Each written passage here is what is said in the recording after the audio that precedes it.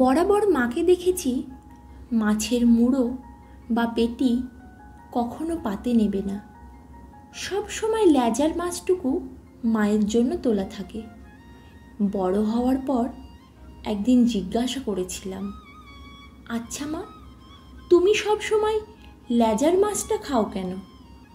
কখনো কখনো মুড়োও তো খেতে পারো।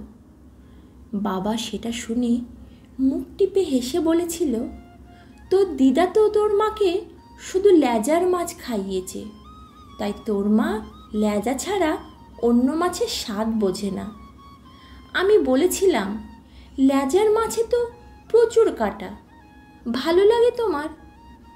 মা হেসে বলেছিল, লেজার মাছে একটা আলাদা মিষ্টি স্বাদ আছে, আমার খুব ভালো লাগে। পেটুক আমি টেস্টের কথা শুনে একদিন লেজা খেয়ে দেখেছিলাম। কাটার কারি ছাড়া বিশেষ কোনো স্বাদ বুঝিনি। এরপর মামা বাড়ি গিয়ে খেতে বসে লক্ষ্য করলাম দিদার পাতে ছোট্ট একটা লেজা আর মায়ের পাতে একটা কিং সাইজ পেটি। এর আগেও মামা বাড়িতে গেছি, খেয়েছি, কিন্তু এত ডিটেল লক্ষ্য করিনি। আমি অবাক হয়ে দিদাকে বললাম, আরে মা তো পেটি খায় না গো, মাকে লেজাটা দাও।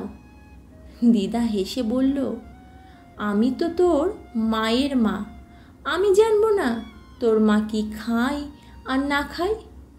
বুঝলি দিদি ভাই, তোর মা কখনো লেজার মাছ মুখে তুলতো না, আগা গোড়া পেটি বা কোলের কাছের মাছটাই ওর জন্য তোলা থাকতো। জানি এখন ওর লেজেই অভ্যাস হয়ে গেছে, তবুও মায়ের কাছে দুদিন একটু ভালো মন্দ খাক। আমি অবাক হয়ে তাকিয়েছিলাম মায়ের দিকে। দেখলাম মা কিন্তু পুরো পেটিটা খেলো না, শুধুমাত্র একটা টুকরো ভেঙে নিল। পরে মাকে অনেক চেষ্টা করেছি মুড়ো বা পেটি খাওয়াতে, কিন্তু নিজের মানুষটার ওপর নাকি সংসারের ওপর প্রবল অভিমানে জানি না মা ওই এক টুকরো লেজা নিয়েই সন্তুষ্ট থাকত। তারপর সময় গড়িয়েছে, বিয়ে করেছি, সন্তানের মা হয়েছি। হঠাৎ একদিন খেয়াল হলো কিভাবে আমিও যেন সবাইকে খেতে দেওয়ার পর মাছের লেজাটা নিতে অভ্যস্ত হয়ে পড়েছি। কতদিন হলো আমিও পাত সাজিয়ে খেতে বসি না।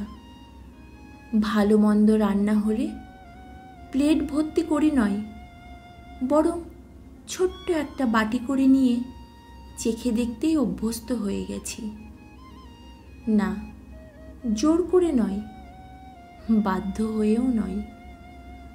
সবাইকে দেওয়ার পর শেষে যেটুকু থাকে সেটুকু নেওয়াটাই কবে যেন নিয়ম হয়ে গেছে।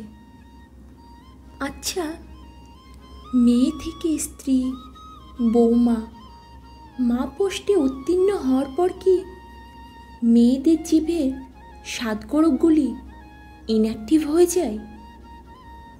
যেটুকু আছে সেটুকুই চেছে পুছে নেওয়ার অভ্যাস কি সংসার তৈরি করে দেয়, নাকি আমরা নিজেরাই অভ্যাস করে নিই? কে জানে।